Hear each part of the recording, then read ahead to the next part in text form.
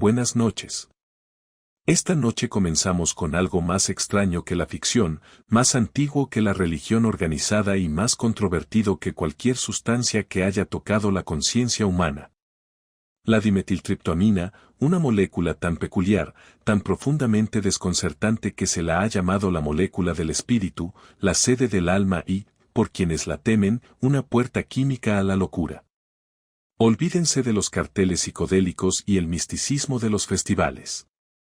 La verdadera historia de la DMT se desarrolla en ceremonias amazónicas, laboratorios clandestinos, departamentos de neurociencia y la silenciosa supresión del conocimiento por parte de instituciones que preferían que sus misterios permanecieran incuestionables, a veces sacramento, a veces contrabando, siempre enigmáticos. La molécula que llamamos DMT no surgió de manos humanas, sino de la silenciosa bioquímica de la vida misma. N,N-dimetiltriptoamina, para darle su nombre químico completo, es una simple triptoamina, prima de la serotonina, de la melatonina, de las mismas moléculas que regulan el estado de ánimo y el sueño en casi todos los seres vivos. Aparece en plantas dispersas por todos los continentes, en la corteza de los árboles, en las raíces de las hierbas, en las semillas de las leguminosas. Aparece en animales, en cantidades traza en la sangre de mamíferos y el líquido cefalorraquídeo, en los pulmones de ratas y posiblemente en la glándula pineal humana. Aunque esta última afirmación sigue siendo uno de los misterios más intrigantes y controvertidos de la farmacología. A diferencia del cannabis o el opio, que se anuncian con flores distintivas y un cultivo familiar, la DMT se esconde a simple vista. Las plantas que la contienen a menudo parecen comunes. La Mimosa hostilus con sus delicadas flores rosadas. Las especies de acacia que salpican el interior de Australia. El virus Ichotria con sus anchas hojas que crecen en el sotobosque del Amazonas. Durante milenios, estas plantas fueron simplemente parte del paisaje. Útiles quizás por su madera o su sombra, sus taninos medicinales o su papel en el enriquecimiento del suelo. Y luego, en ciertos lugares y bajo ciertas manos, se convirtieron en algo completamente distinto. Puertas, llaves, sacramentos.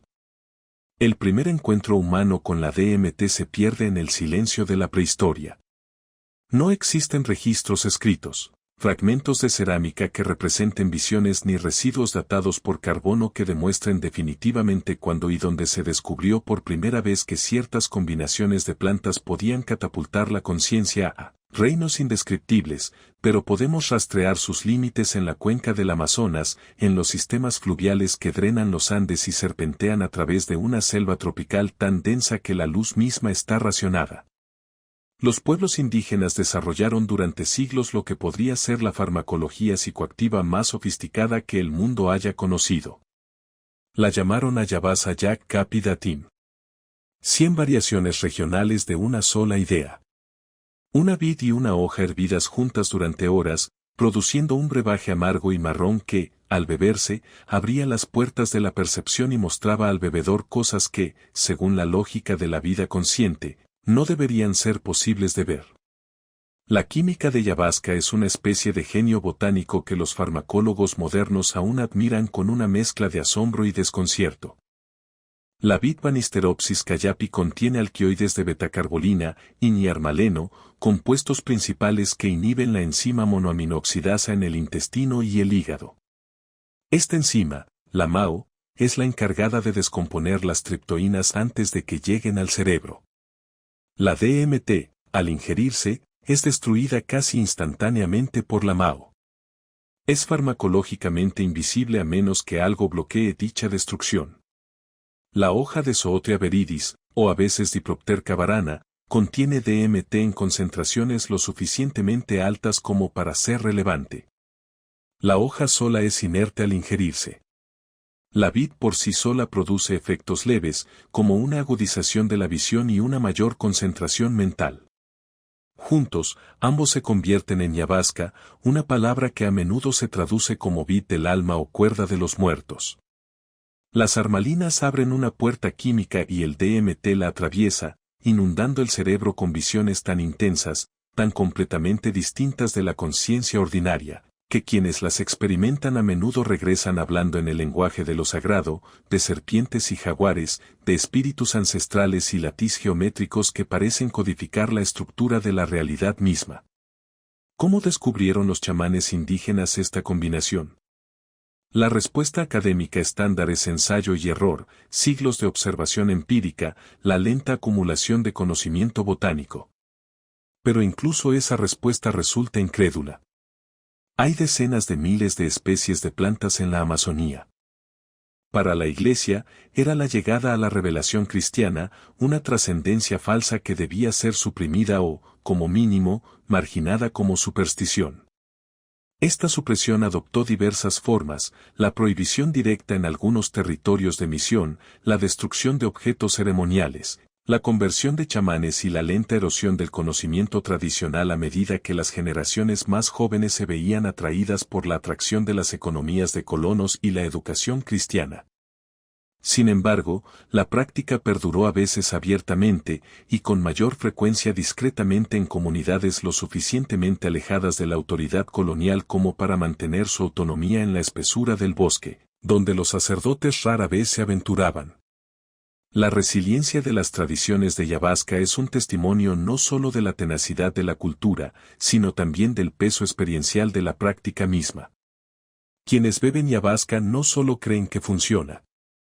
Saben que funciona de la misma manera que uno distingue entre soñar y estar despierto, incluso cuando el sueño es más vívido que cualquier día de vigilia. Mientras Yabasca persistía silenciosamente en el Amazonas, otra forma de DMT se aislaba bajo la luz estéril de la química del siglo XX. En 1931, un químico canadiense llamado Richard Hamad Frederik-Mans, que trabajaba en el Consejo Nacional de Investigación de Canadá, sintetizó DMT en un laboratorio por primera vez. No se extrajo de una planta, sino que se construyó molécula a molécula. Una proeza de la química orgánica que requirió precisión y paciencia. La síntesis de Mansky no fue impulsada por la búsqueda de compuestos psicoactivos. Estaba estudiando la estructura de las triptoínas, mapeando las relaciones entre la forma molecular y el comportamiento químico. La DMT era simplemente otro punto de datos, otra entrada en un catálogo creciente de moléculas sintéticas. Observó su estructura, publicó sus hallazgos y siguió adelante. La molécula en sí misma se encontraba en el estante de las posibilidades químicas, esperando a alguien que hiciera una pregunta diferente. ¿Qué hace? Esa pregunta no se hizo en serio hasta la década de 1950, cuando la fascinación de la posguerra con la conciencia, con las capacidades ocultas de la mente y con las posibles aplicaciones militares y psiquiátricas de las drogas psicoactivas creó una fiebre del oro científica. Los investigadores de universidades y laboratorios gubernamentales comenzaron a probar todos los compuestos extraños que podían sintetizar o extraer. El LSD ya había sido descubierto por Albert Hofmann en 1943. La psilocibina le seguiría en 1958. Y en esa década vertiginosa, el DMT entró en la farmacopea experimental casi por accidente.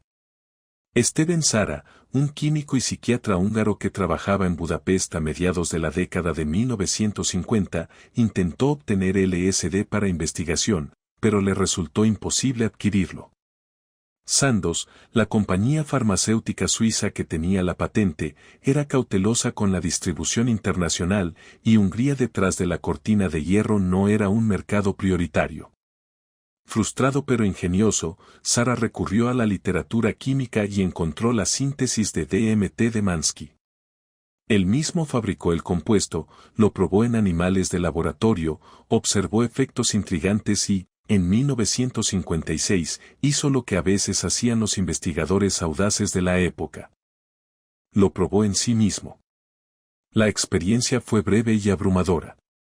A diferencia del LSD, cuyo efecto se desarrolla lentamente durante horas, la DMT, al inyectarse, se activaba en segundos y alcanzaba su máximo en minutos.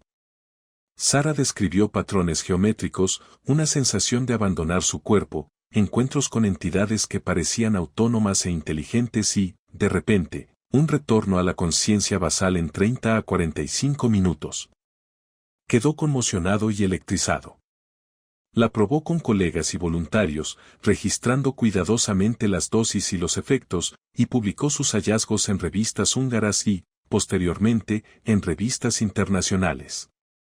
Su trabajo introdujo la DMT a la comunidad científica como una sustancia de acción rápida, intensamente visual y profundamente extraño psicodélico. Además, era crucialmente endógeno. Los investigadores pronto descubrieron que el DMT no era una simple curiosidad sintética, sino una molécula que aparecía de forma natural en las plantas y posiblemente en el propio cuerpo humano. Ese descubrimiento, la idea de que los humanos pudieran producir su propio DMT, abrió una caja de Pandora de especulaciones que nunca se ha cerrado del todo. En 1965, investigadores alemanes identificaron DMT en orina humana. Estudios posteriores encontraron trazas en sangre y líquido cefalorraquídeo. Las concentraciones eran mínimas, medidas en nanogramos por mililitro, pero estaban allí. La pregunta que surgió de inmediato fue, ¿por qué? ¿Qué función, si la había, cumplía el DMT endógeno? ¿Era simplemente ruido metabólico, un subproducto del metabolismo de la triptoamina sin relevancia biológica? ¿O era, como algunos investigadores se atrevieron a sugerir, una molécula implicada en los sueños, en las experiencias cercanas a la muerte y en los estados místicos espontáneos reportados en diversas culturas y a lo largo de la historia? El defensor más acérrimo del significado endógeno del DMT fue Rex Strathman, psiquiatra e investigador de la Universidad de Nuevo México. A principios de la década de 1990, tras 2 décadas de moratoria federal sobre la investigación con psicodélicos, Strassman recibió la aprobación para realizar los primeros estudios nuevos sobre DMT en humanos. Entre 1990 y 1995, administró más de 400 dosis de DMT a 60 voluntarios en un entorno clínico, monitorizando cuidadosamente sus respuestas fisiológicas y registrando informes subjetivos. Lo que descubrió lo asombró. Los voluntarios, muchos de los cuales no tenían experiencia previa con psicodélicos, describieron con notable coherencia encuentros con inteligencias no humanas, seres que se comunicaban telepáticamente, espacios que parecían más reales que la realidad ordinaria, y experiencias de morir y renacer. Strassman recopiló estos informes en un libro publicado en 2001, titulado DMT, La molécula espiritual, una obra que popularizó la DMT y desató debates que aún perduran. Strassman propuso, con cautela al principio y luego con creciente convicción, que la glándula pineal, una pequeña estructura con forma de piña en las profundidades del cerebro, podría ser la fuente de DMT endógena. La glándula pineal, asociada desde hace tiempo en las tradiciones esotéricas con el tercer ojo y la sede del alma, produce melatonina y regula los ritmos circadianos. Strassman especuló que, en ciertas condiciones, estrés, nacimiento, muerte o meditación profunda, la glándula pineal podría liberar una oleada de DMT, produciendo las experiencias místicas y cercanas a la muerte que se han reportado en diversas culturas. Esta hipótesis, que fusionaba el misticismo antiguo con la neuroquímica moderna, despertó la imaginación. Sin embargo, también generó escepticismo. Los críticos señalaron que ningún estudio había demostrado definitivamente que la DMT se sintetizara en la glándula pineal, que las concentraciones halladas en los fluidos corporales eran demasiado bajas para producir efectos psicoactivos y que toda la teoría se basaba en especulaciones más que en evidencia contundente. Sin embargo, la idea persistió, no porque estuviera probada, sino porque era tentadora. Si el cerebro produce su propia DMT, la experiencia mística podría no requerir sacramentos externos ni intervención divina. Podría ser un evento neuroquímico accesible en las condiciones adecuadas, una capacidad natural de la conciencia humana. Esa posibilidad emocionó a algunos y aterrorizó a otros.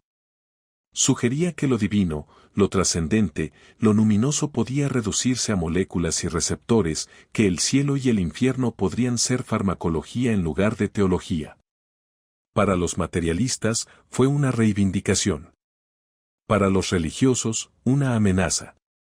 Las instituciones religiosas, a lo largo de las tradiciones y los siglos, siempre han tenido una relación ambivalente con la experiencia mística directa. Por un lado, todas las grandes religiones reivindican fundadores o santos que tuvieron un encuentro directo con lo divino. Moisés en el Sinaí, Pablo camino de Damasco, Buda bajo el árbol Bodhi, Mahoma en la cueva.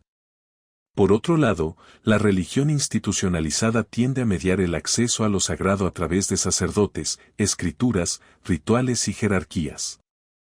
El místico que reivindica una comunión directa con Dios es a la vez una validación de las afirmaciones fundamentales de la tradición y una posible amenaza a su autoridad.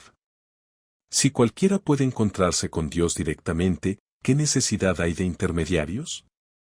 El DMT y los psicodélicos, en términos más generales, representan una versión extrema de esa amenaza. Democratizan la experiencia mística. No requieren años de práctica estética ni pertenencia a una élite espiritual. Solo requieren la molécula y unos minutos de valentía. Esto no significa que las experiencias sean idénticas a los estados místicos tradicionales. Investigadores y teólogos continúan debatiendo al respecto. Pero son fenomenológicamente lo suficientemente similares como para plantear preguntas incómodas. Si una molécula sintética puede producir visiones indistinguibles de las de los santos, ¿qué dice eso sobre el estatus ontológico de esas visiones? ¿Son destellos de una realidad espiritual externa? ¿O son el cerebro hablándose a sí mismo en un lenguaje moldeado por la cultura y las expectativas? El cristianismo, en particular. Inicialmente, en sus formas institucionales, ha sido históricamente hostil a todo aquello que elude la autoridad eclesiástica. La Iglesia Católica, con sus sacramentos y su sacerdocio, tiene poco uso de sustancias que prometen revelación directa. La caza de brujas en la Europa moderna temprana a menudo se centraba en mujeres que usaban brebajes herbales para la curación o la adivinación. Y aunque la mayoría de esas acusaciones eran invenciones, la ansiedad era real. La Iglesia comprendía que el conocimiento, especialmente el esotérico, podía socavar su monopolio en el acceso a lo divino. Las tradiciones protestantes, con su énfasis en las escrituras y la fe personal, a veces eran más abiertas a la experiencia religiosa individual. Pero incluso allí, las sustancias que alteraban la conciencia eran sospechosas. El cuerpo era un templo y alterar químicamente su estado era profanarlo. O al menos eso era lo que se razonaba. La relación del Islam con las sustancias intoxicantes es compleja y varía según el sexo y la región. El Corán prohíbe explícitamente las sustancias intoxicantes K, una categoría que tradicionalmente se entiende como alcohol. Se debate si esa prohibición se extiende a todas las sustancias que alteran la mente. Los místicos sufíes, la franja estática del Islam, han experimentado históricamente con diversos medios para alcanzar estados alterados, incluyendo en algunos casos el hachís, aunque nunca sin controversia. El DMT, al ser un descubrimiento moderno, no se menciona directamente en los textos islámicos, pero probablemente se aplicaría el principio de prohibición. Cualquier sustancia que nuble la mente o induzca estados que imiten, pero no reflejen verdaderamente, el encuentro divino sería vista con recelo por los eruditos ortodoxos. Sin embargo, el énfasis del sufismo en la experiencia directa de la aniquilación del yo en la presencia de Dios resuena con la fenomenología del DMT de maneras difíciles de ignorar. El hinduismo y el budismo presentan un panorama más matizado. Ambas tradiciones tienen una larga historia de uso de una sustancia entogénica aún no identificada mencionada en los Vades, y diversas formas de práctica tántrica que emplean estados alterados. El uso de cannabis en ciertas tradiciones citas, el consumo ritual de Dura por parte de los sadhus y las técnicas meditativas diseñadas para inducir la conciencia no ordinaria sugieren una apertura teológica a la idea de que la mente puede ser un vehículo para la introspección espiritual. Sin embargo, incluso dentro de estas tradiciones existe cautela. El propio Buda advirtió contra la intoxicación, incluyéndola entre los 5 preceptos, aunque las interpretaciones varían. Algunos argumentan que el precepto se refiere únicamente a la intoxicación descuidada, no al uso ritual cuidadoso de sustancias para la introspección. Otros insisten en que cualquier dependencia de medios externos es una muleta, una distracción del arduo trabajo de la meditación y el cultivo ético. La llegada de Ayahuasca a Occidente a mediados del siglo XIX agudizó estas tensiones. A partir de la década de 1960, buscadores occidentales, atraídos por las mismas corrientes contraculturales que popularizaron el LSD y la psilocibina, comenzaron a viajar al Amazonas para beber con chamanes indígenas. Regresaron con historias de sanación, visiones y encuentros con plantas maestras y espíritus animales. Algunos integraron estas experiencias en marcos espirituales existentes, combinando el ayahuasca con el yoga, el budismo y el sincretismo de la nueva era. Otros fundaron nuevos movimientos religiosos centrados explícitamente en la bebida. La Unión da Vegetal y la Santoi, ambas originadas en Brasil a mediados del siglo XIX, son iglesias sincréticas que combinan la teología cristiana con las ceremonias del ayahuasca. Para ellas, la bebida no es una droga, sino un sacramento, la sangre de Cristo en forma líquida, un medio directo de comunión con lo divino. Estas iglesias enfrentaron desafíos legales inmediatos. Las autoridades brasileñas, presionadas por la Iglesia Católica y por la preocupación por el orden público, inicialmente decidieron suprimir el uso del ayahuasca. Pero las iglesias contraatacaron argumentando a favor de la libertad religiosa. En 1987, tras una exhaustiva revisión, el gobierno brasileño legalizó el ayahuasca para uso religioso. Fue una decisión histórica que reconoció la legitimidad de los sacramentos no cristianos y sentó un precedente que repercutiría internacionalmente. En Estados Unidos, la batalla legal fue más larga y polémica. La Iglesia Unandu Vegetal, que había establecido una pequeña congregación en Nuevo México, enfrenta un proceso judicial bajo la ley de sustancias controladas.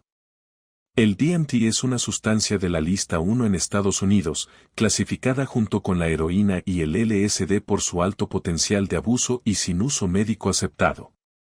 La Iglesia argumentó que la Ley de Restauración de la Libertad Religiosa, aprobada en 1993, protegía su uso sacramental de ayahuasca. El caso llegó a la Corte Suprema y, en 2006, en una decisión unánime, el tribunal falló a favor de la Iglesia. El caso González contra Oentra Espírita Beneficente Unondo Vegetal sostuvo que el gobierno no había demostrado un interés convincente que prevaleciera sobre la libertad religiosa de la Iglesia. Fue una victoria, pero por un estrecho margen. La decisión se aplicó solo a la Iglesia en cuestión y no legalizó ayahuasca de forma generalizada. Dejó abierta la cuestión de si otros grupos o individuos que practican fuera de un marco religioso organizado podrían reclamar las mismas protecciones. Y no hizo nada para cambiar el estatus de la DMT en la lista 1, que continuó criminalizando su uso en casi todos los demás contextos. El resultado es un panorama legal lleno de contradicciones. Una molécula que el cuerpo puede producir naturalmente, que se ha usado sacramentalmente durante siglos y que los investigadores argumentan que tiene potencial terapéutico, sigue siendo ilegal poseerla, distribuirla o estudiarla sin amplios permisos federales. La arquitectura regulatoria construida en la década de 1970, moldeada por el mismo pánico moral y la aplicación racializada que criminalizó el cannabis, trata a la DMT como un narcótico peligroso en lugar de una herramienta para la investigación de la conciencia o un sacramento espiritual legítimo. La prohibición, sin embargo, no elimina la curiosidad. Solo la lleva a la clandestinidad. A finales del siglo XX, la síntesis y el uso de la DMT se habían trasladado a espacios clandestinos. La simplicidad química de la DMT, puede extraerse de plantas comunes utilizando disolventes domésticos, la hizo accesible a químicos aficionados y psiconautas dispuestos a eludir la ley. Los foros en línea y las aplicaciones de mensajería cifrada se convirtieron en repositorios de técnicas de extracción, pautas de dosificación, informes de viajes y consejos para la reducción de daños.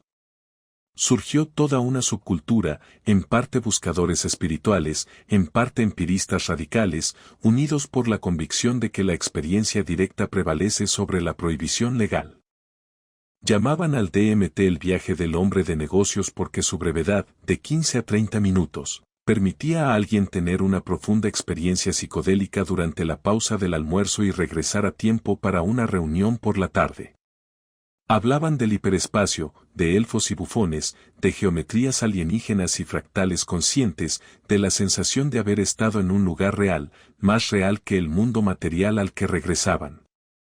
La fenomenología del DMT es lo suficientemente consistente entre los usuarios como para sugerir que no se trata de un mero ruido neuronal aleatorio. Las personas reportan características sorprendentemente similares. El subidón inicial, la sensación de ser lanzado a través de un túnel o un crisantemo de luz, la llegada a un espacio que desafía la geometría euclidiana, el encuentro con entidades que parecen percatarse de la presencia del usuario. La comunicación, a menudo sin palabras, que transmite información o emoción, y la sensación de que esta experiencia, por imposible de conciliar con la ontología materialista, no es una alucinación, sino una visita. La neuropsicología ofrece explicaciones. El DMT es un agonista del receptor de serotonina que se une principalmente al receptor 5-HT2A, el mismo receptor activado por el LSD y la psilocibina. Esta unión altera la red neuronal por defecto del cerebro, el circuito neuronal responsable del pensamiento autorreferencial, de la construcción del ego y de la sensación de ser un yo continuo y delimitado. Cuando esa red se silencia, los modelos predictivos del cerebro, los filtros que moldean la percepción en una narrativa coherente, colapsan. Lo que queda son datos sensoriales brutos, desprovistos de expectativas. Un torrente de información que la mente, desesperada por encontrar coherencia, ensambla en visiones y entidades. Pero esa explicación, por elegante que sea, no explica del todo la especificidad y la consistencia de los informes. ¿Por qué tanta gente ve entidades similares? ¿Por qué describen los mismos motivos arquitectónicos? La misma sensación de encontrarse con una inteligencia que no es humana.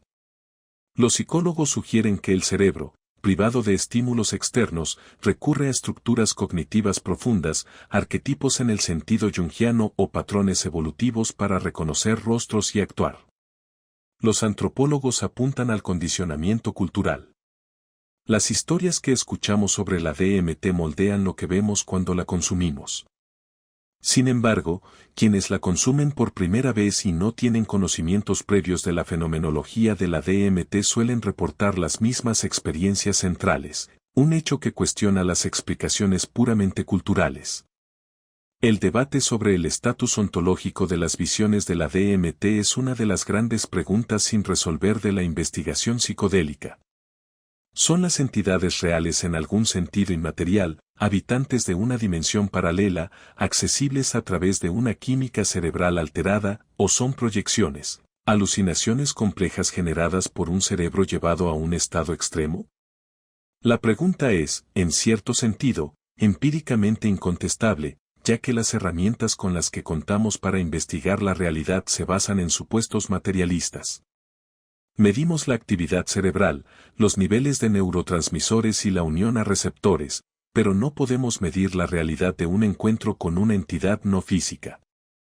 Solo podemos medir lo que la persona que lo experimenta dice al respecto posteriormente. En sus trabajos posteriores, Rex Stroman se mostró cada vez más receptivo a la posibilidad de que las experiencias con DMT pudieran implicar contacto con inteligencias genuinamente externas. Reconoció la naturaleza especulativa de esta afirmación, pero argumentó que la gran intensidad y coherencia de los informes, junto con la consistencia intercultural, merecían una seria consideración.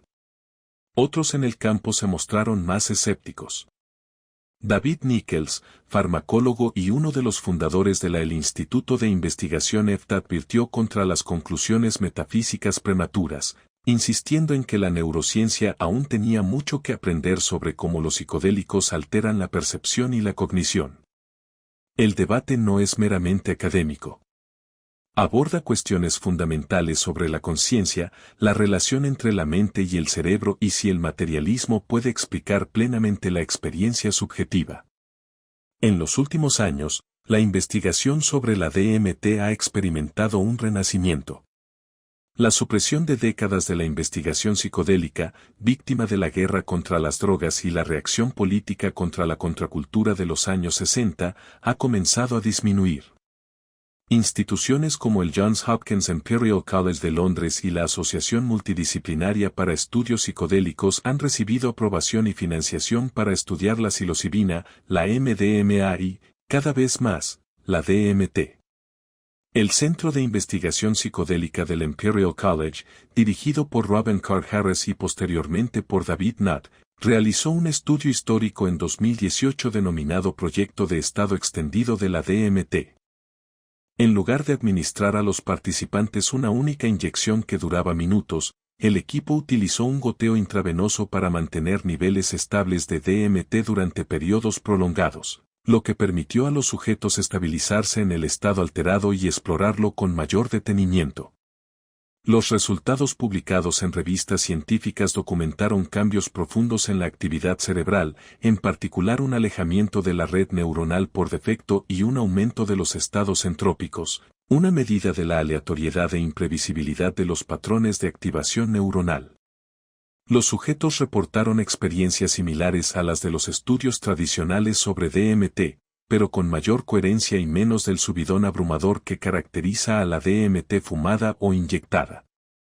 El potencial terapéutico de la DMT sigue siendo especulativo, pero intrigante. A diferencia de la psilocibina, que ha demostrado ser prometedora en el tratamiento de la depresión, la ansiedad y el TEPT en ensayos clínicos, la extrema brevedad e intensidad de la DMT la hacen menos evidentemente adecuada para contextos terapéuticos. Los pacientes necesitan tiempo para procesar e integrar sus experiencias, y un viaje de 15 minutos en cohete por el hiperespacio puede ser demasiado desorientador para obtener un beneficio terapéutico sin una preparación y un apoyo exhaustivos. Sin embargo, algunos investigadores están explorando la posibilidad de que la DMT, precisamente por su intensidad, podría ser útil para tratar afecciones resistentes al tratamiento o para facilitar experiencias innovadoras para personas atrapadas en patrones rígidos de pensamiento y comportamiento. La idea es que el mero impacto de la experiencia con DMT podría desalojar estructuras psicológicas arraigadas de maneras que las intervenciones más suaves no pueden. Ayahuasca, con su mayor duración e inicio más suave, ha sido estudiada más a fondo en contextos terapéuticos. Estudios observacionales en Brasil, donde el uso de ayahuasca es legal y está muy extendido, han documentado mejoras en la depresión, la ansiedad y los trastornos por consumo de sustancias entre los participantes regulares en las ceremonias de ayahuasca. Pequeños ensayos clínicos en España y otros países han replicado estos hallazgos, mostrando que una sola sesión de ayahuasca puede producir mejoras rápidas y sostenidas en el estado de ánimo y el bienestar, comparables al efecto observado con la psilocibina. Es probable que los mecanismos sean similares, la interrupción de la actividad de la red neuronal por defecto, la facilitación de la neuroplasticidad, el impacto psicológico de una experiencia profundamente significativa. Pero ayahuasca añade capas de complejidad. La infusión contiene no solo DMT, sino también armene, que posee sus propios efectos farmacológicos. El contexto ceremonial, los ícaros, las canciones cantadas por los chamanes, el ambiente grupal y la purga ritual contribuyen al resultado terapéutico de maneras difíciles de separar de la farmacología por sí sola. La comercialización de ayahuasca ha sido uno de los acontecimientos más preocupantes de las últimas 2 décadas. Lo que antes era una práctica sagrada arraigada en las cosmologías indígenas y cuidadosamente regulada por las normas comunitarias se ha convertido en una industria global. Centros de retiro en Perú, Costa Rica y Colombia ofrecen experiencias de una semana en ayahuasca a turistas occidentales adinerados, a menudo por miles de dólares. Algunos de estos centros están dirigidos por chamanes indígenas capacitados o sus aprendices y mantienen cierto grado de autenticidad cultural. Otros están dirigidos por oportunistas con una formación mínima que ven en ayahuasca un mercado lucrativo y se preocupan poco por las tradiciones que dicen representar. El resultado ha sido una degradación de la práctica, ceremonias realizadas sin la preparación adecuada, participantes abandonados a su suerte, sometidos a experiencias intensas sin el apoyo adecuado, escándalos de abuso sexual y un creciente coro de voces indígenas que advierten que ayahuasca está siendo robada, mercantilizada y despojada de su contexto cultural. La cuestión de quién tiene derecho a usar ayahuasca y bajo qué condiciones es éticamente compleja. Las comunidades indígenas argumentan que ayahuasca es su propiedad intelectual y espiritual, desarrollada durante milenios e inseparable de su identidad cultural. Ven la apropiación occidental como otra forma de colonialismo, la extracción de recursos. En este caso, el conocimiento y los sacramentos se utilizan para beneficio de foráneos. Por otro lado, la idea de que una molécula o planta pueda ser propiedad de cualquier grupo contradice los principios del conocimiento abierto y el patrimonio humano universal. El DMT existe en la naturaleza. No puede patentarse ni registrarse como marca, aunque se han hecho intentos. La liana ayahuasca y la hoja de sacuna crecen en vastas regiones. Restringir el acceso por completo a quienes puedan reivindicar ascendencia indígena sería prácticamente inaplicable y filosóficamente problemático. El compromiso que defienden muchos investigadores y especialistas en ética es la reciprocidad y el respeto. Los occidentales que se benefician de la ayahuasca, ya sea terapéutica o espiritualmente, tienen la obligación de apoyar a las comunidades de las que se origina la práctica. Esto implica una compensación justa por la inversión de los chamanes en proyectos de conservación y preservación cultural liderados por indígenas, y un compromiso con el aprendizaje y el respeto de las tradiciones en lugar de simplemente extraer lo útil. También significa reconocer que no todos los contextos son apropiados para el uso de la ayahuasca. Un retiro de fin de semana dirigido por un autoproclamado chamán con credenciales cuestionables no es lo mismo que una ceremonia arraigada en siglos de linaje y conocimiento. El primero puede ser rentable, el segundo es sagrado. La neurociencia de la DMT sigue revelando sorpresas.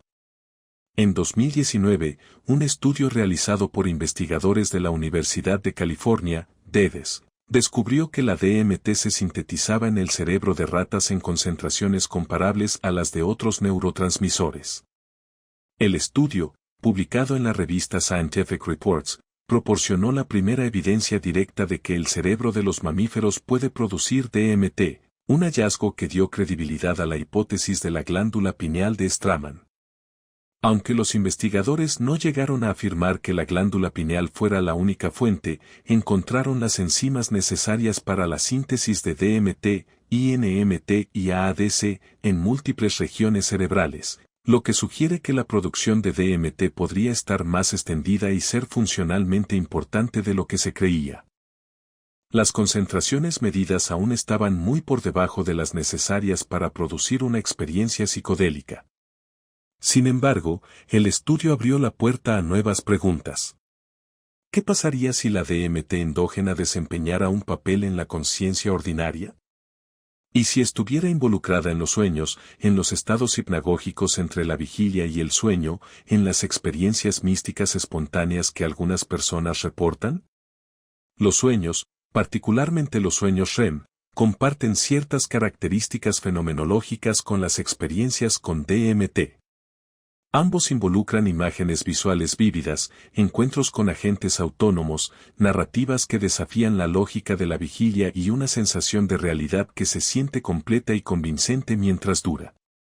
La neuroquímica de los sueños no se comprende completamente, pero implica cambios en el equilibrio de neurotransmisores, incluyendo la serotonina, que teóricamente podrían permitir la liberación o síntesis de DMT endógena. La idea de que los sueños podrían estar mediados por DMT sigue siendo especulativa, pero no es absurda. De comprobarse, replantearía nuestra comprensión del sueño, de la conciencia y de la línea entre lo real y lo imaginario. Las experiencias cercanas a la muerte presentan un enigma aún más provocador. Las personas que han estado clínicamente muertas, con el corazón parado, el cerebro privado de oxígeno y luego resucitadas, a menudo reportan experiencias sorprendentemente similares a los viajes de DMT. Describen atravesar un túnel, encontrarse con familiares fallecidos o seres espirituales, experimentar una revisión de vida y sentir una paz abrumadora o amor incondicional. Algunos regresan convencidos de haber vislumbrado el más allá. Los escépticos argumentan que estas experiencias son el resultado de la privación de oxígeno, los últimos intentos desesperados del cerebro por comprender su propio apagado. Pero la superposición fenomenológica con las experiencias de DMT ha llevado a algunos investigadores a plantear la hipótesis de que el cerebro moribundo, inundado de hormonas del estrés y neurotransmisores, podría liberar una oleada de DMT endógena, produciendo una experiencia consciente final abrumadora antes de que se apague la luz. Strassman, en DMT, la molécula espiritual, sugirió esta posibilidad, argumentando que la glándula pineal podría liberar DMT al nacer y morir, uniendo la vida con la trascendencia. Es una idea hermosa y poética, y con la tecnología actual no se puede probar ni refutar en humanos. El estatus legal del DMT sigue siendo un obstáculo importante para la investigación y cualquier posible aplicación terapéutica. Como sustancia de la lista 1 en Estados Unidos y con una clasificación similar en la mayoría de los demás países, el DMT está sujeto a estrictos controles que hacen que la investigación sea costosa, lenta y burocráticamente compleja.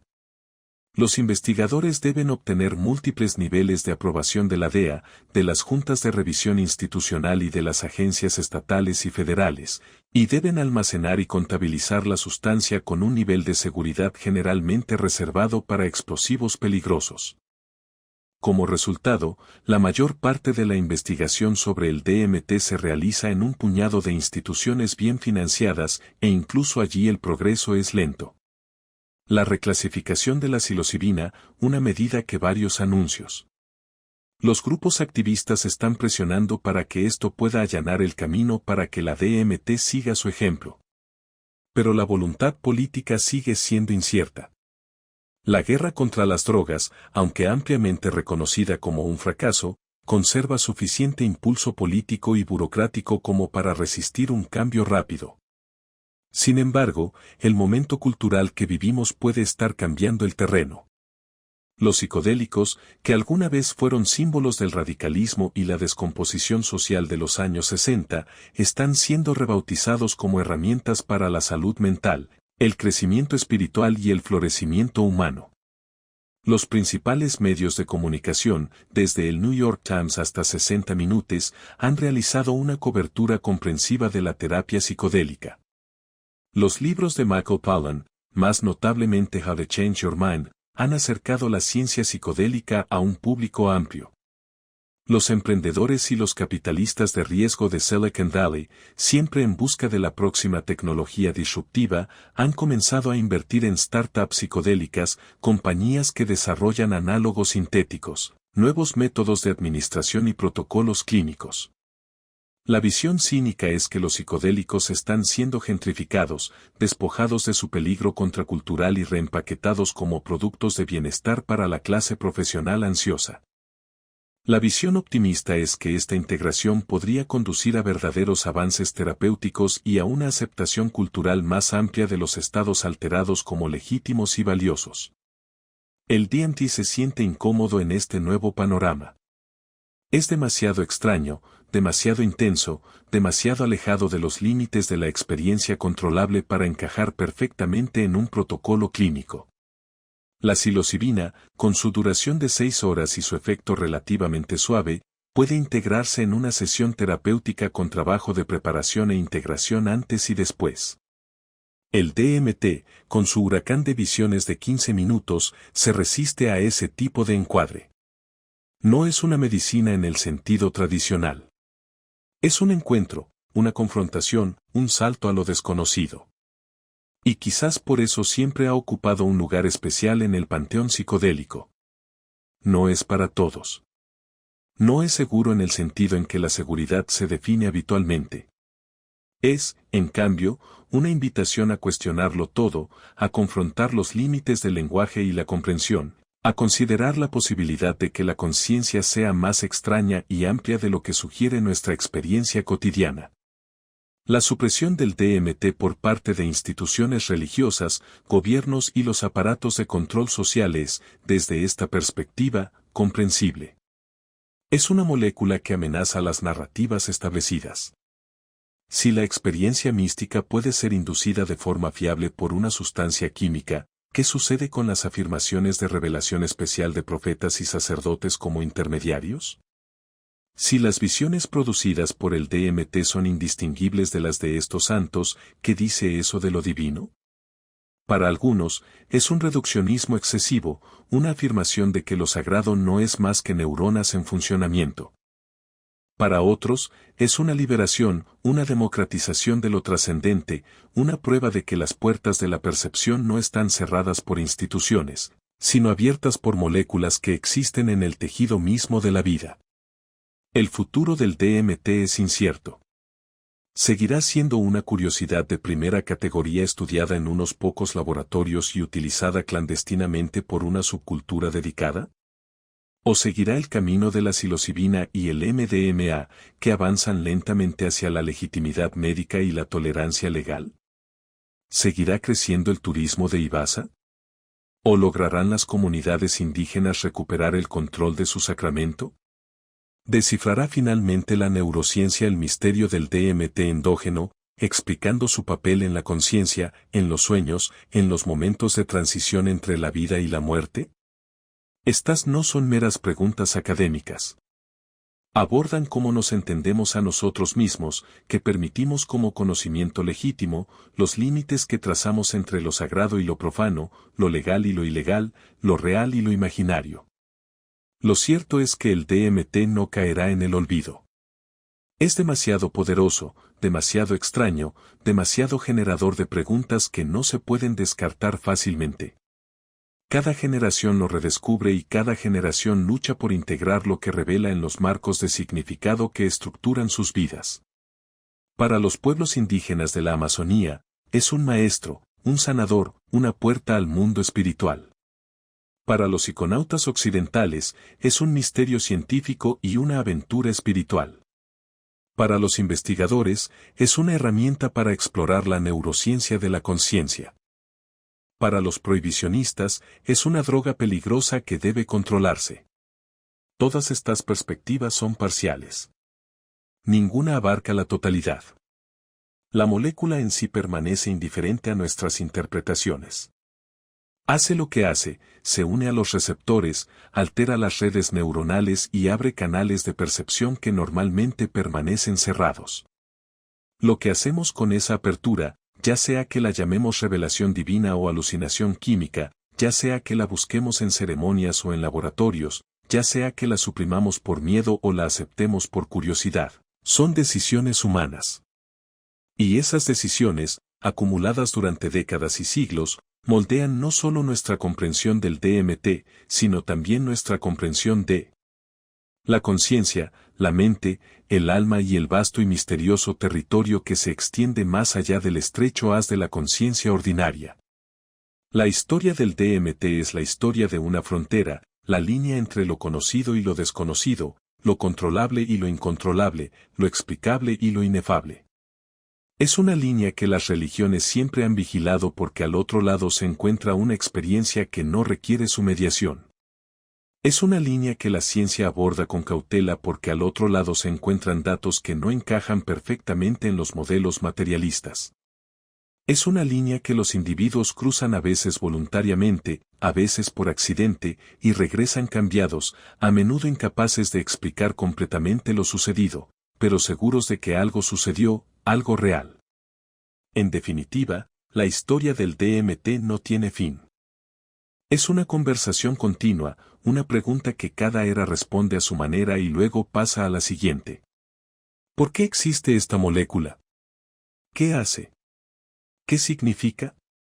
Las plantas que la contienen no tienen respuesta.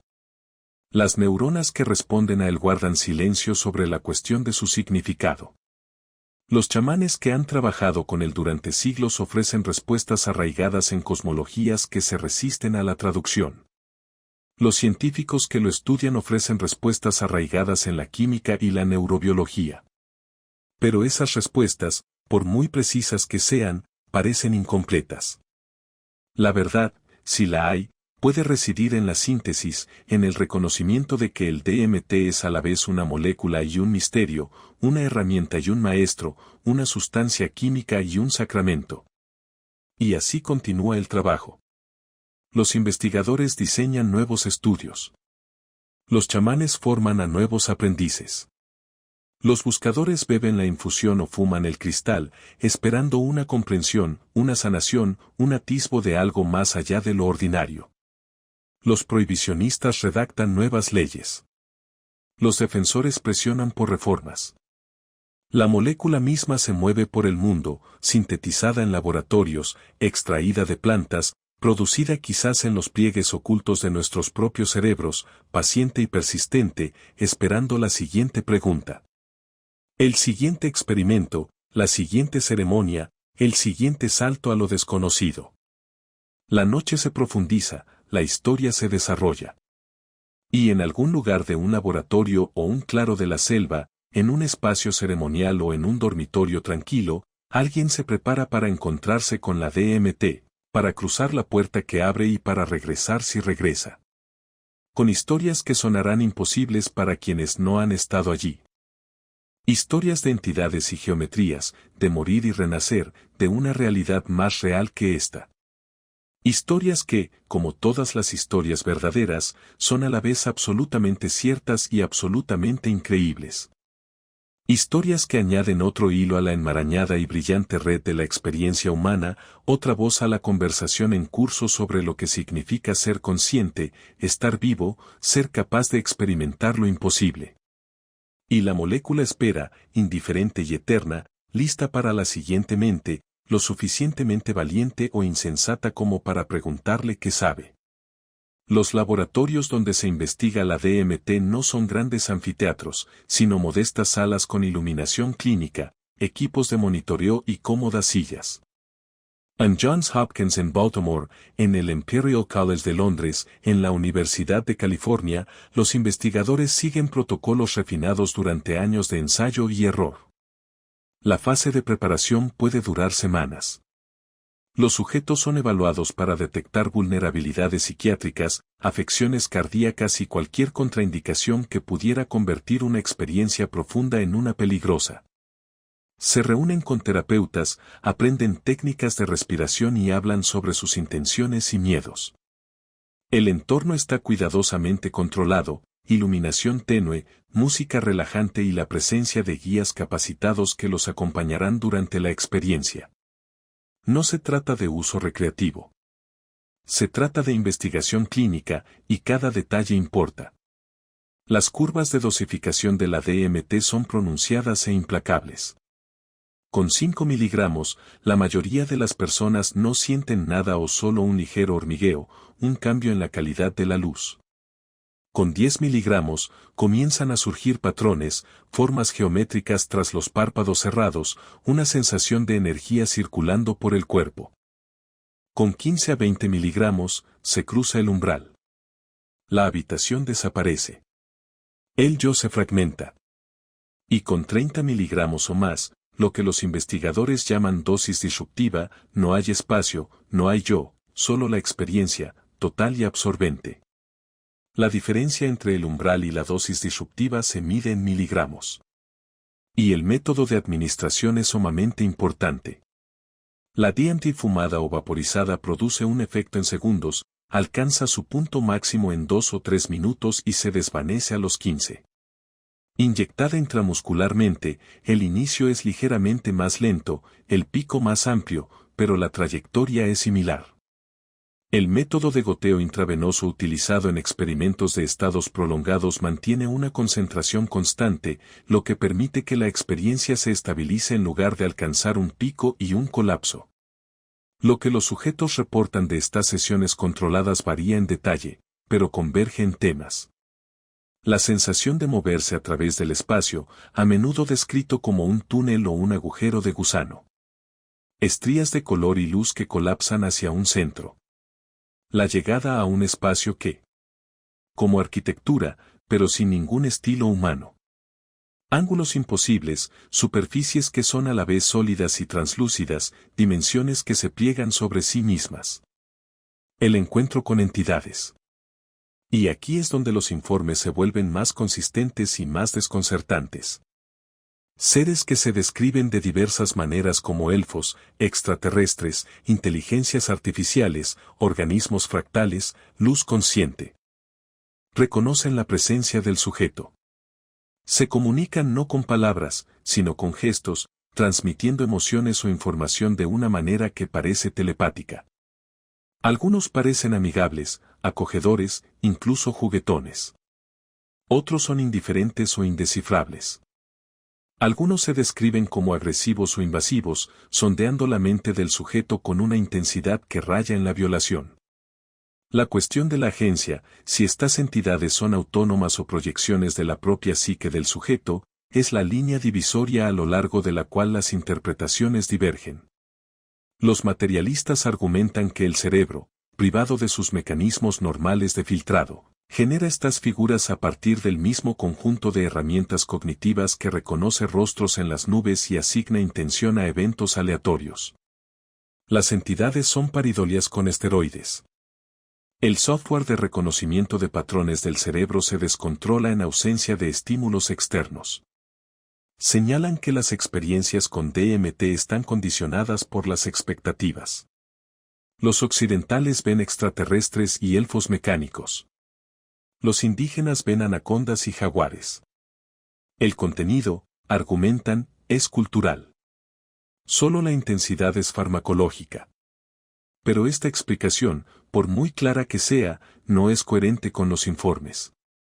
¿Por qué quienes la consumen por primera vez y sin conocimientos previos describen los mismos motivos arquitectónicos, la misma sensación de encuentro, la misma textura emocional? ¿Por qué las entidades a veces transmiten información, patrones geométricos o conocimientos matemáticos que los sujetos afirman desconocer?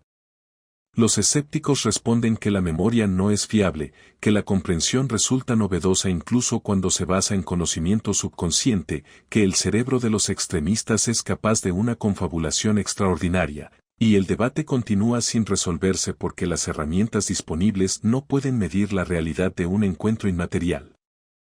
Podemos medir las ondas cerebrales, el flujo sanguíneo, los niveles de neurotransmisores, pero no podemos medir si un sujeto realmente se encontró con una entidad autónoma o simplemente tuvo una alucinación. La investigación de Rex Truman en la década de 1990 produjo un conjunto de datos que sigue siendo el estándar de oro para la fenomenología de la DMT. 60 voluntarios, 401 dosis administradas, cada sesión cuidadosamente documentada. Los informes subjetivos llenaron cuadernos. Algunos sujetos describieron una unión estática con una inteligencia cósmica, una sensación de ser amados incondicionalmente, de comprender la estructura de la realidad. Otros describieron terror, la sensación de ser desmantelados y reensamblados, de confrontar el vacío. Algunos relataron encuentros que resultaron traumáticos, entidades que parecían malévolas o indiferentes al sufrimiento humano, experiencias que los dejaron conmocionados y reacios a repetir el experimento. Straman señaló que la preparación psicológica fue fundamental. Los sujetos que abordaron la experiencia con miedo o resistencia a menudo tuvieron sesiones difíciles. Quienes se rindieron, quienes dejaron de lado la necesidad de controlar o comprender, a menudo reportaron profundas percepciones y una sensación de integración posterior. Los efectos fisiológicos de la DMT son relativamente leves, lo cual es una de las razones por las que se ha considerado segura para la investigación. La frecuencia cardíaca y la presión arterial aumentan. Las pupilas se dilatan. A menudo se produce un ligero aumento de la temperatura corporal. Sin embargo, estos cambios son transitorios y rara vez peligrosos en personas sanas. Sin embargo, los efectos psicológicos pueden ser lo suficientemente intensos como para precipitar trastornos psiquiátricos latentes en sujetos vulnerables. Las personas con antecedentes familiares de esquizofrenia o trastorno bipolar suelen ser excluidas de los estudios, al igual que aquellas con traumas no resueltos o trastornos de ansiedad graves. Los protocolos de selección son rigurosos porque hay mucho en juego. Una experiencia psicodélica fallida puede dejar cicatrices psicológicas duraderas y los investigadores tienen la obligación ética de minimizar el daño. Integración. El proceso de dar sentido a la experiencia posteriormente es tan importante como la experiencia misma. Los sujetos en estudios clínicos se reúnen con terapeutas en los días y semanas posteriores a sus sesiones para hablar sobre lo que vieron, procesar las emociones que afloraron y encontrar significado en el caos. Sin integración, incluso una experiencia profunda puede desvanecerse en confusión o angustia. Con una guía experta, los sujetos a menudo reportan cambios positivos duraderos, una reducción de la ansiedad, una mayor sensación de conexión con los demás y un cambio de valores que se aleja del materialismo y se acerca a las relaciones y el significado. Estos cambios no son universales ni están garantizados, pero ocurren con la suficiente frecuencia como para sugerir que la DMT, utilizada con cuidado en un contexto terapéutico, tiene el potencial de catalizar el crecimiento psicológico. El movimiento global de la ayahuasca ha crecido en paralelo con la investigación clínica occidental, pero siguiendo una trayectoria muy diferente. Lo que comenzó como un goteo de los buscadores de la década de 1960 se convirtieron en una inundación en la década de 2000. Los centros de retiro proliferaron en todo Perú, especialmente en Iquitos y sus alrededores, una ciudad amazónica que se erige como la capital mundial de ayahuasca. Algunos centros son pequeños e íntimos, con un puñado de participantes bebiendo con un solo chamán en una maloca tradicional, una casa ceremonial con techo de paja. Otros son operaciones a gran escala que alojan a docenas de huéspedes a la vez con facilitadores profesionales, personal médico y comodidades que se asemejan más a un hotel boutique que a un retiro en la selva. Los precios varían desde unos pocos cientos por un fin de semana hasta varios miles por un programa intensivo de una semana, y la calidad varía enormemente. La comercialización ha traído tanto beneficios como perjuicios. En el lado positivo, ha brindado oportunidades económicas a las comunidades indígenas, ha permitido preservar y transmitir el conocimiento tradicional, y ha introducido a miles de occidentales a una práctica que muchos describen como transformadora. En el lado negativo, ha atraído a charlatanes y abusadores, personas con formación mínima que realizan ceremonias de forma imprudente, lo que provoca crisis psicológicas, agresiones sexuales y, en raras ocasiones, muertes. La falta de regulación implica que no existe un estándar que determine quién puede llamarse chamán, que no hay rendición de cuentas cuando las cosas salen mal ni que exista un mecanismo de reparación cuando los participantes sufren daños. Las muertes, aunque poco frecuentes, son ilustrativas. La mayoría no son causadas directamente por la ayahuasca, que tiene un alto índice terapéutico y es difícil sufrir una sobredosis, sino por interacciones con otras sustancias, deshidratación o insolación, emergencias médicas mal gestionadas o, en algunos casos trágicos, violencia. Se han dado casos de chamanes o facilitadores que han abusado sexualmente de los participantes mientras están incapacitados por la infusión, aprovechándose de la vulnerabilidad que conlleva una intoxicación profunda. Se han producido muertes por purgas de tabaco, una práctica tradicional amazónica que consiste en beber jugo de tabaco concentrado para inducir el vómito, pero que puede causar intoxicación por nicotina si se administra incorrectamente. También se han producido bajas psicológicas. Personas que llegan con problemas de salud mental no diagnosticados y se van con psicosis o depresión severa. Sus vidas se ven descarriladas por una experiencia para la que no estaban preparadas. Estos perjuicios han dado lugar a demandas de regulación para la certificación de facilitadores en la evaluación médica de los participantes, para protocolos de emergencia y seguros de responsabilidad civil. Sin embargo, la regulación se complica cuando la práctica abarca múltiples países, múltiples tradiciones culturales y existe en una zona gris legal. La haya es legal en Brasil, tolerada en Perú bajo ciertas condiciones e ilegal en la mayoría de los demás países. La heterogeneidad de leyes dificulta el establecimiento de estándares internacionales y la cuestión cultural persiste. ¿Quién tiene la autoridad para regular una práctica que se origina en tradiciones indígenas, pero que ha sido adoptada por una comunidad global? La respuesta indígena al turismo en Yabasca ha sido diversa. Algunos chamanes agradecen la oportunidad de compartir sus conocimientos, curar a forasteros y ser compensados por su experiencia. Otros se sienten profundamente incómodos con la mercantilización, considerándola una traición a las tradiciones sagradas, una reducción de Yabasca de sacramento a producto. Organizaciones como la Unión de Yagaceros de la Amazonía colombiana han emitido declaraciones exigiendo respeto, reciprocidad y que los foráneos comprendan que la Yabasca no es simplemente una droga, sino parte de una cosmología compleja inseparable de la cultura que la nutrió. Piden que los centros de retiro contraten a chamanes indígenas y les paguen de manera justa, que una parte de las ganancias se reinvierta en proyectos comunitarios y que los participantes acudan con humildad en lugar de con un derecho consumista. La cuestión de la propiedad intelectual es crucial. En la década de 1990, un ciudadano estadounidense llamado Lauren Mellor obtuvo una patente sobre una variedad de la vid yabasca, Banisteropsis carpi, que había recolectado en Ecuador. La patente, otorgada por la Oficina de Patentes y Marcas de Estados Unidos, reivindicaba la propiedad de una variedad vegetal que los pueblos indígenas han cultivado y utilizado durante siglos. La respuesta fue inmediata y furiosa. Organizaciones indígenas, grupos ambientalistas y bioeticistas condenaron la patente como biopiratería, robo de conocimientos tradicionales y recursos genéticos.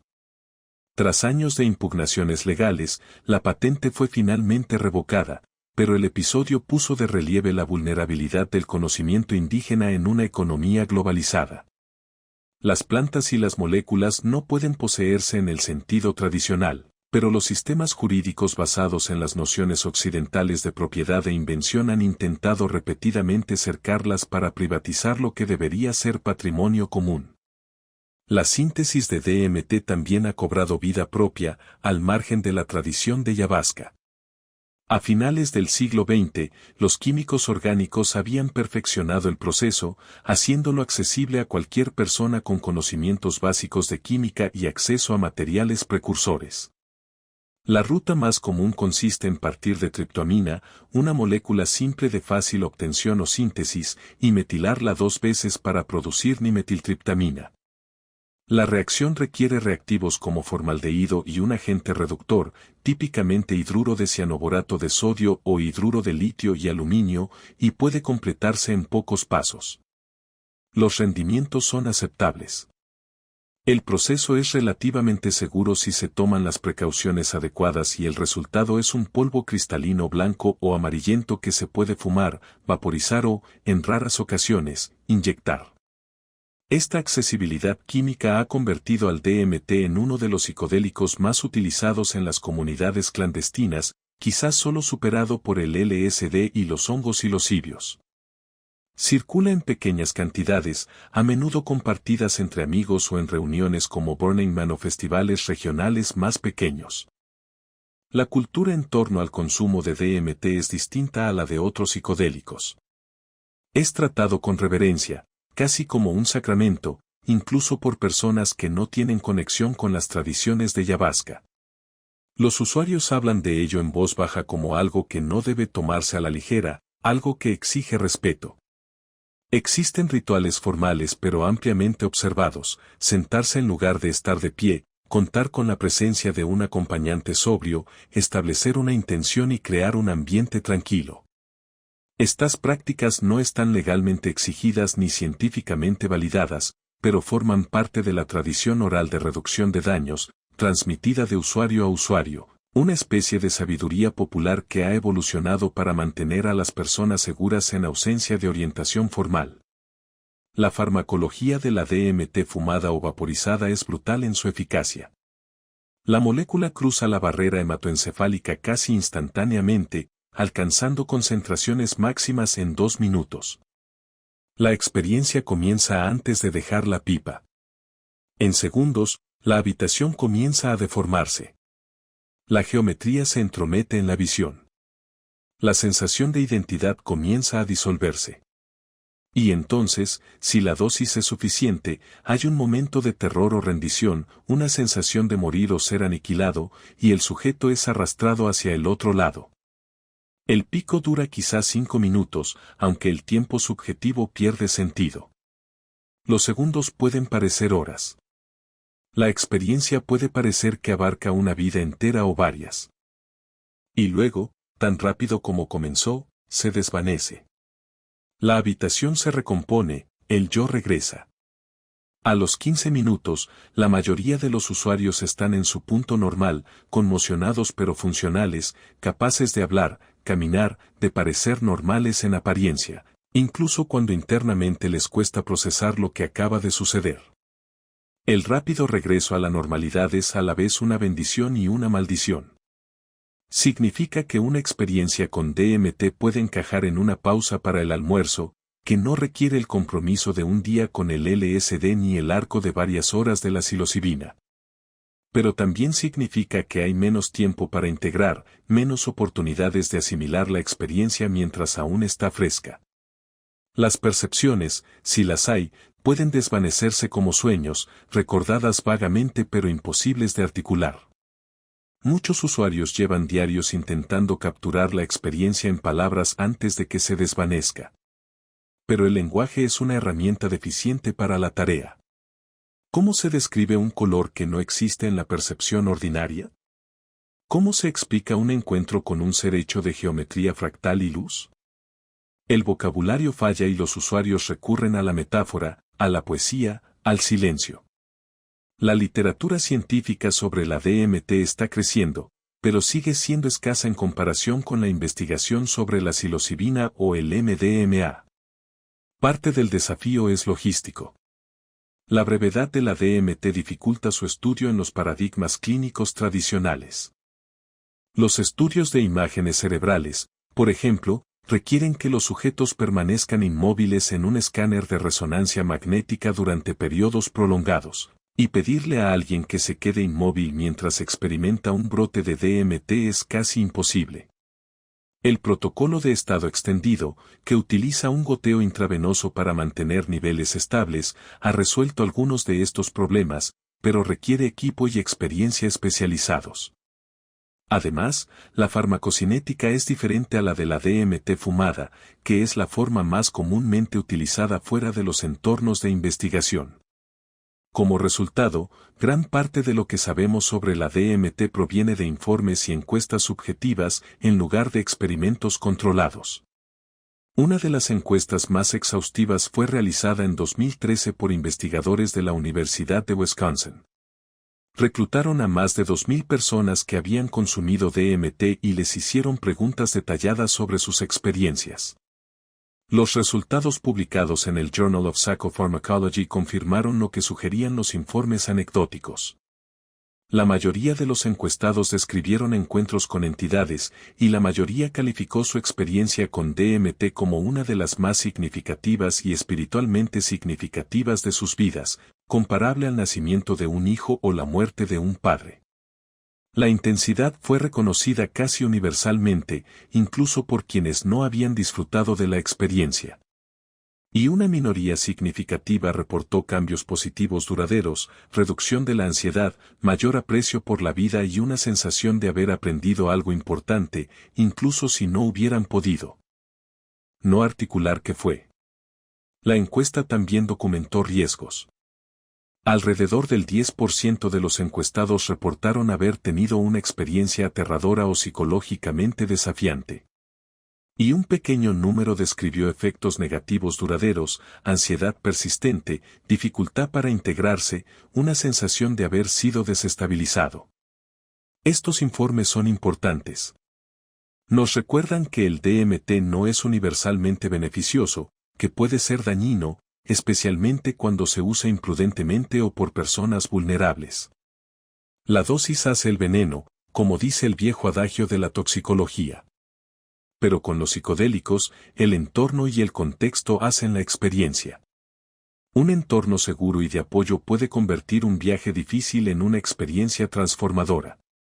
Un entorno caótico u hostil puede convertir incluso una dosis baja en una pesadilla. El panorama legal en torno al DMT está cambiando lentamente, pero el progreso es desigual. En Estados Unidos, Oregón se convirtió en el primer estado en despenalizar la posesión de pequeñas cantidades de todas las drogas, incluido el DMT, en 2020, aunque esa ley fue modificada posteriormente.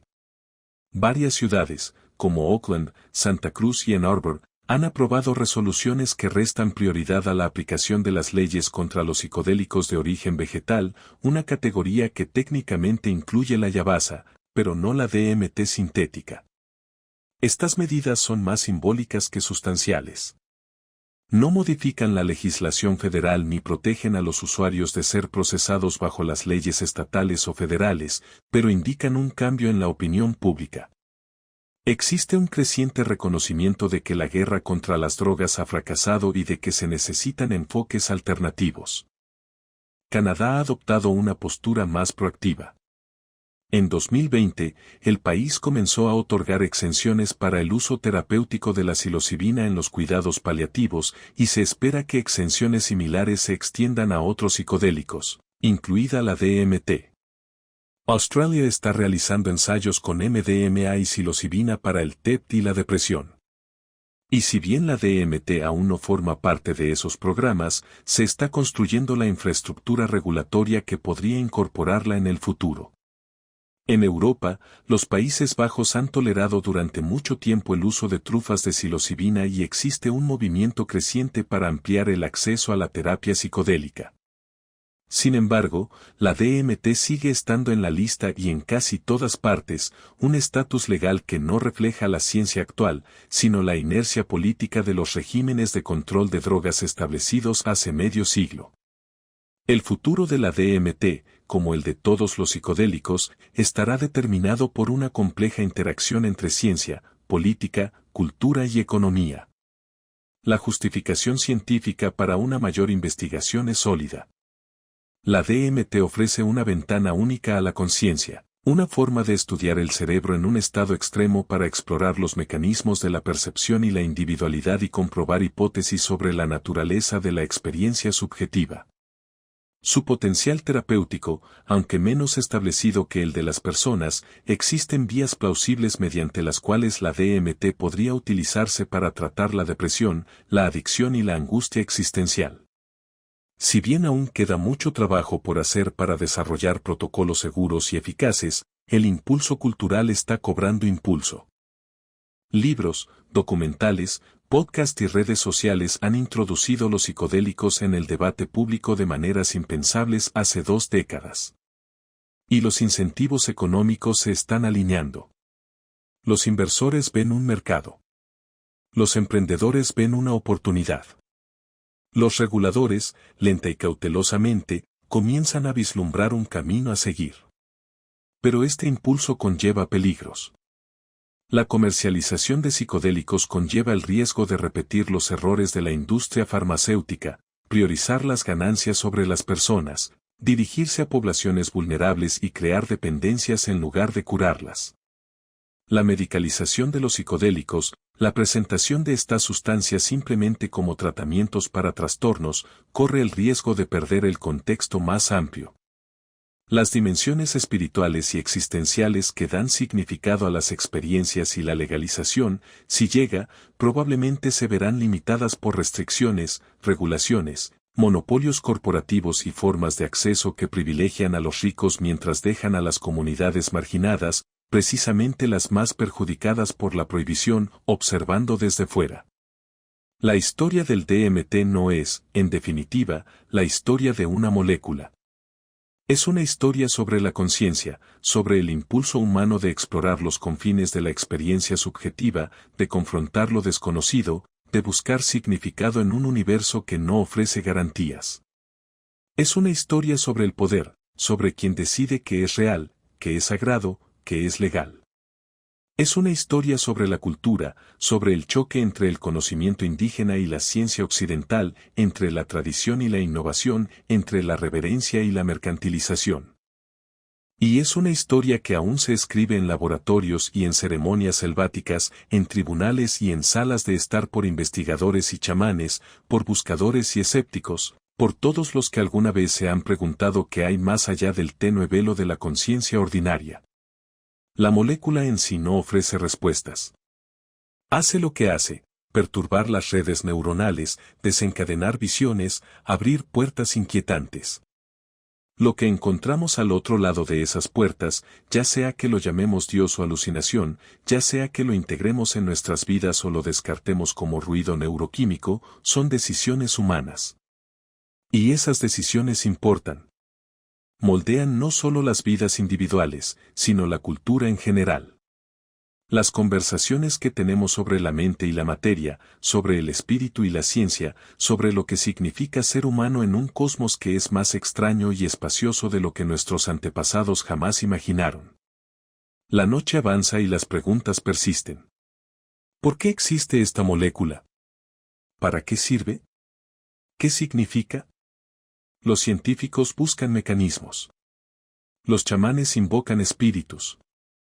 Los filósofos debaten sobre ontología y en algún lugar ahora mismo alguien se está preparando para dar el salto e inhalar el vapor o beber la infusión para cruzar el umbral y verlo por sí mismo. Regresarán, la mayoría de ellos cambiados de maneras sutiles o profundas, cargando historias que no se pueden contar del todo. Percepciones que no se pueden articular del todo. Una sensación de que la realidad es más profunda y extraña de lo que el consenso permite. Y la molécula espera como siempre ha esperado, paciente e indiferente en la corteza de los árboles y la química de los cerebros. En las manos de los chamanes y los viales de los investigadores, en las redes subterráneas de los iconautas y las ceremonias sagradas de las tradiciones antiguas, espera la siguiente pregunta. El siguiente experimento, la siguiente ceremonia, la siguiente mente dispuesta a confrontar lo que yace más allá de lo conocido. Espera y seguirá esperando. Mucho después de que nuestros debates actuales se resuelvan, mucho después de que las leyes cambien o permanezcan iguales, mucho después de que encontremos nuevas formas de hablar sobre la conciencia y sus misterios. Porque el DMT no se irá a ninguna parte. Está entretejido en la tela de la vida misma, un hilo químico en el vasto tapiz de la existencia, esperando ser tirado por aquellos valientes o curiosos o lo suficientemente desesperados como para ver a dónde conduce.